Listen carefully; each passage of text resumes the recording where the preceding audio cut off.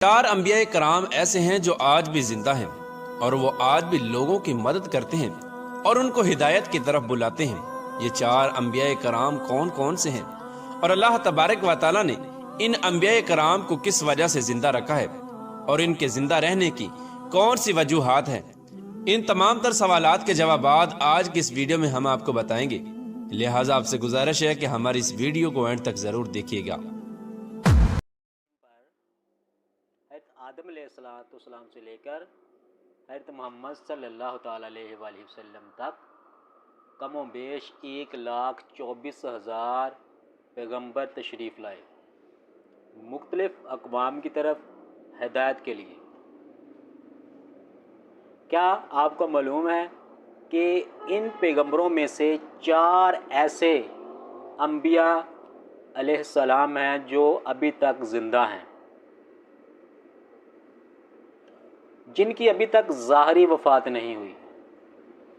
जी नाज़रीन, चार अंबिया कराम, उनकी अभी तक ज़ाहरी वफ़ात नहीं हुई। बाकी जितने भी अंबिया कराम आए हैं उनकी ज़ाहरी जो वफ़ात है वो हो चुकी है। तो वो चार अंबिया कौन कौन से हैं? सबसे पहले पर हज़रत ईसा अलैहिस्सलाम। हज़रत ईसा अलैहिस्सलाम की ज़ाहरी वफ़ात नहीं हुई, अल्लाह ताला ने आपको आसमान की तरफ उठा लिया।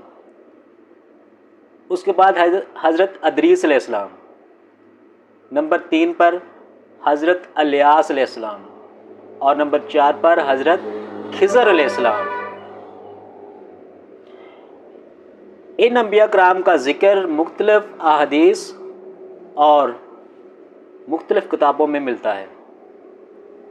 कुरान पाक की सूरत नंबर सफ़ात की एक आयत है, उसमें अल्लाह ताला इरशाद फरमाता है, जिसका तर्जमा है बेशक इलियास रसूलों में से है।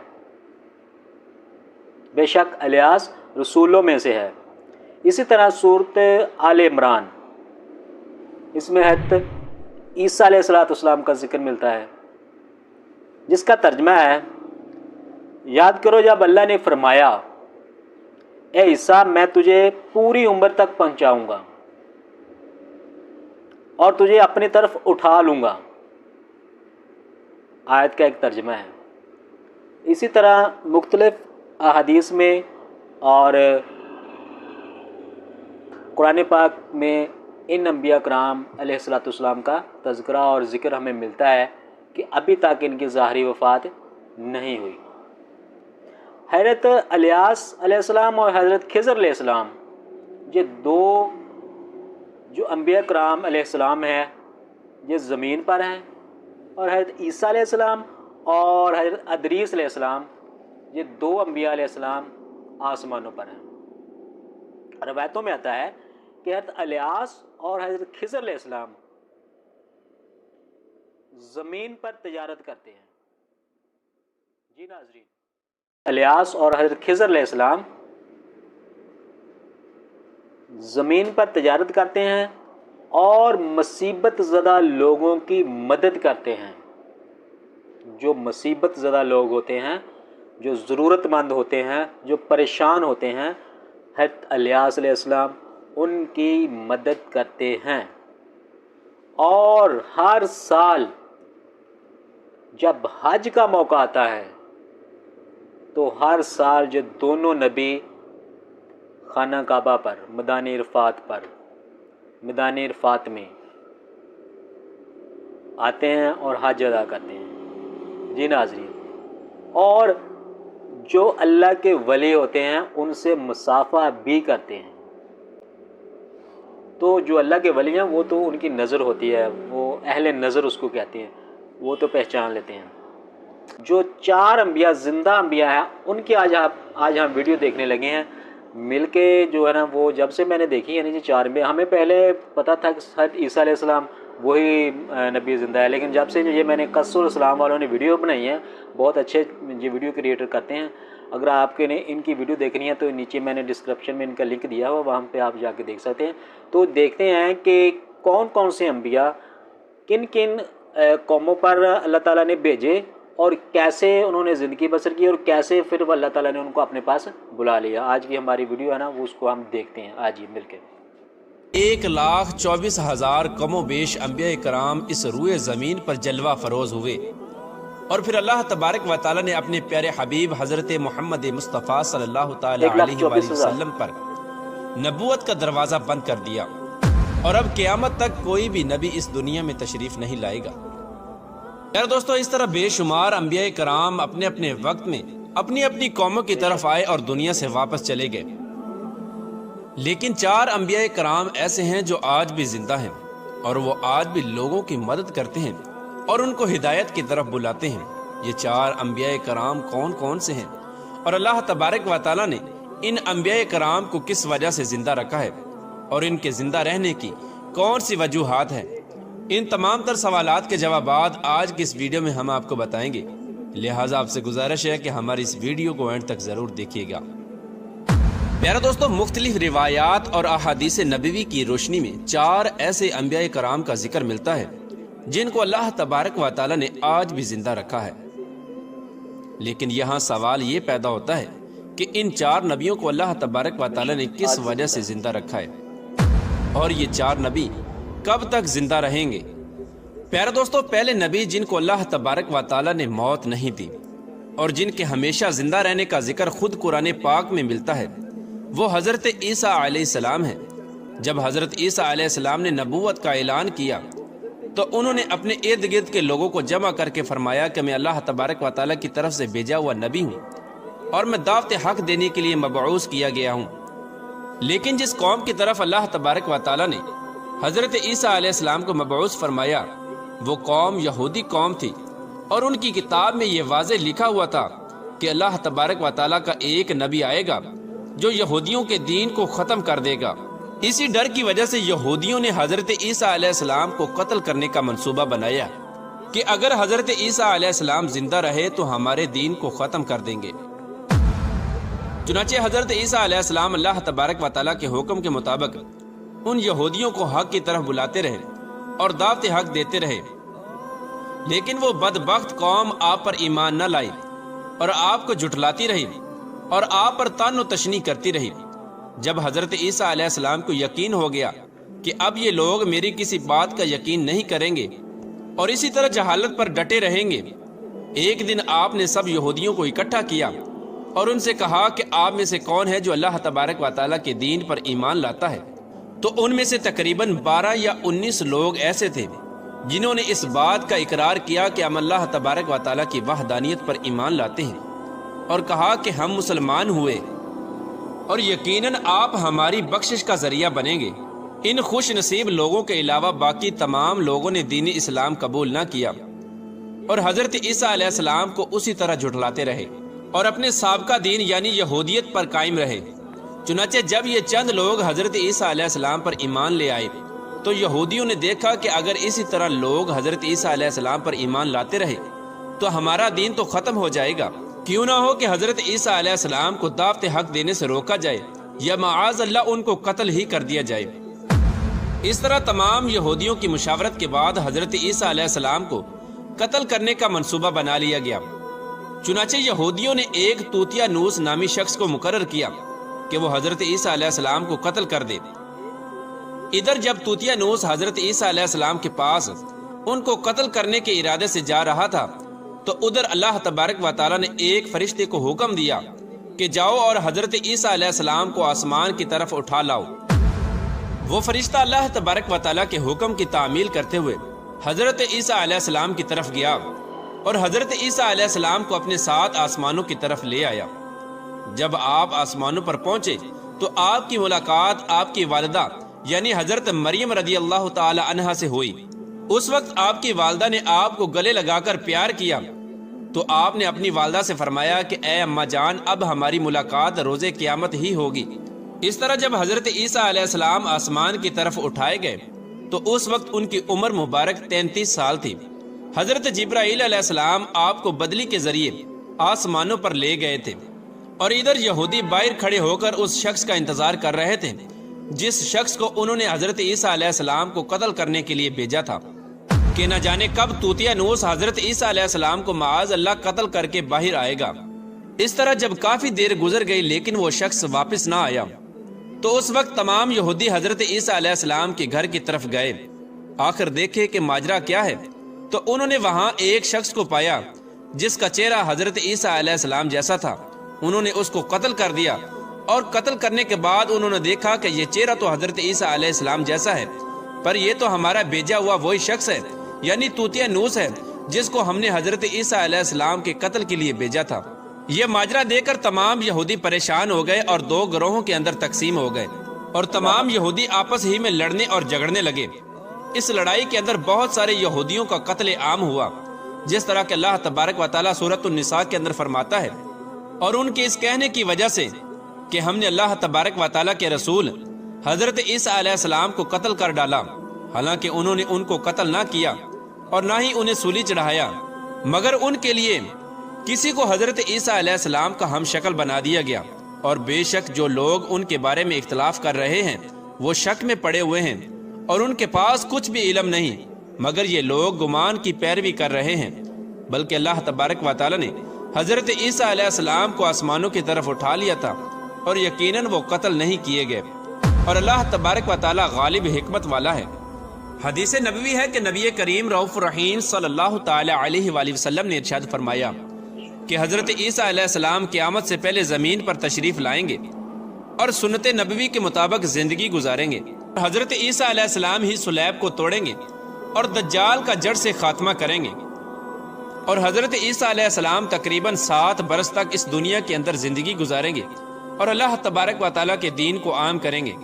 آپ کو مدینہ کی سرزمین میں گنبد خضرا میں دفن کیا جائے گا، اور جو لوگ یہ عقیدہ رکھتے ہیں کہ حضرت عیسیٰ علیہ السلام معاذ اللہ قتل ہو گئے یا سولی پر لٹکائے گئے، وہ دائرہ اسلام سے خارج ہیں اور وہ کفر کر رہے ہیں۔ پیارے دوستو، اب بات کرتے ہیں دوسرے نبی کی جن کو اللہ تبارک و تعالیٰ نے زندگی عطا فرمائی ہوئی ہے، وہ حضرت خضر علیہ السلام ہیں۔ حضرت خضر علیہ السلام ظاہری طور پر اس وقت اس دنیا میں تشریف لائیں گے جب دجال اس دنیا کے اندر ظاہر ہو چکا ہوگا اور اس دنیا کے اندر اپنا فتنہ فساد پھیلا رہا ہوگا، اور دجال لوگوں کو اللہ تبارک و تعالیٰ کے دین سے دور کرے گا۔ اس وقت حضرت خضر علیہ السلام ان لوگوں کو اللہ تبارک و تعالیٰ کے دین کا حکم دیں گے اور ان کو اللہ تبارک و تعالیٰ کی وحدانیت کی طرف بلائیں گے۔ اور ایک دوسری روایات میں آتا ہے کہ حضرت محمد مصطفیٰ صلی اللہ تعالیٰ علیہ وآلہ وسلم اپنے صحابہ کرام کو حضرت خضر علیہ السلام کا قصہ سنا رہے تھے کہ آپ نے فرمایا کہ حضرت خضر علیہ السلام کا باپ ایک بادشاہ تھا جو حضرت خضر علیہ السلام کو اپنی بادشاہت سے نوازنا چاہتا تھا، لیکن حضرت خضر علیہ السلام کو دنیا کی بادشاہت پسند نہ آئی، تو حضرت خضر علیہ السلام نے اپنے والد کی سلطنت کا جانشین بننے سے انکار کر دیا اور اپنے والد گرامی سے ناراض ہو کر جنگلوں کی طرف چلے گئے، جہاں ان کو کوئی بھی ڈھونڈ نہ سکا، اور وہاں آپ عبادت الہی میں مصروف ہو گئے۔ اسی دوران آپ کا گزر ایک آب حیات کے چشمے سے ہوا۔ اسی چشمے سے پانی پی کر آپ تا حیات زندہ رہنے میں کامیاب ہو گئے، اور آپ کے تا حیات زندہ رہنے کا ذکر کافی روایات میں ملتا ہے، جس طرح کہ حضرت انس رضی اللہ تعالیٰ عنہ نے ایک روایت نقل کی ہے کہ جب اللہ کے پیارے نبی حضرت محمد مصطفیٰ صلی اللہ تعالیٰ علیہ وآلہ وسلم کا ظاہری وصال ہوا تو ایک بزرگ سارے مجمع سے ہوتا ہوا حضور انور صلی اللہ تعالیٰ علیہ وآلہ وسلم کے جسم انور کے پاس آ کر رک گیا۔ اس وقت اس شخص نے کچھ پڑھا اور واپس چل دیا۔ اس کے جانے کے بعد وہاں موجود صحابہ کرام نے پوچھا کہ یہ شخص کون تھا، تو اس وقت اس مجمع میں موجود کوئی بھی انسان اس شخص کے بارے میں علم نہ رکھتا تھا۔ تو اس وقت حضرت علی رضی اللہ تعالیٰ عنہ بولے کہ اس شخص کو میں جانتا ہوں، یہ حضرت خضر علیہ السلام ہیں۔ حضرت خضر علیہ السلام اللہ تبارک و تعالیٰ کے حکم سے مصیبت زدہ لوگوں کی رہنمائی کرتے ہیں، اور حضرت خضر علیہ السلام لوگوں کی اصلاح کر کے ان کو اللہ تبارک و تعالیٰ کے حکم کے مطابق زندگی بسر کرنے کا حکم دیتے ہیں۔ اور حضرت خضر علیہ السلام بہت ہی نیک اور خدا ترس انسان ہیں۔ اور بعض روایات کے اندر حضرت خضر علیہ السلام کا ذکر حضرت ذوالقرنین علیہ السلام کے ساتھ بھی ملتا ہے کہ حضرت خضر علیہ السلام حضرت ذوالقرنین علیہ السلام کے ساتھ کسی سفر پر گئے اور وہاں پر آپ نے آب حیات پیا، جس کی وجہ سے آپ کو تا حیات زندہ رہنے کا موقع ملا۔ پیارے دوستو، حضرت عیسیٰ علیہ السلام اور حضرت خضر علیہ السلام کے بعد تیسرے زندہ نبی جن کا ذکر ملتا ہے وہ حضرت الیاس علیہ السلام ہیں۔ آپ کا ذکر قرآن پاک میں 2 جگہوں پر موجود ہے۔ جس طرح کے تفاسیر میں بیان کیا گیا ہے کہ حضرت الیاس علیہ السلام کو ایک نورانی گھوڑے پر بٹھا کر آسمانوں کی طرف لے جایا گیا۔ جس طرح کہ حضرت انس رضی اللہ تعالیٰ عنہ سے روایت ہے، وہ فرماتے ہیں کہ میرا اور حضرت محمد مصطفیٰ صلی اللہ تعالیٰ علیہ وآلہ وسلم کا گزر ایک پہاڑی سے ہوا۔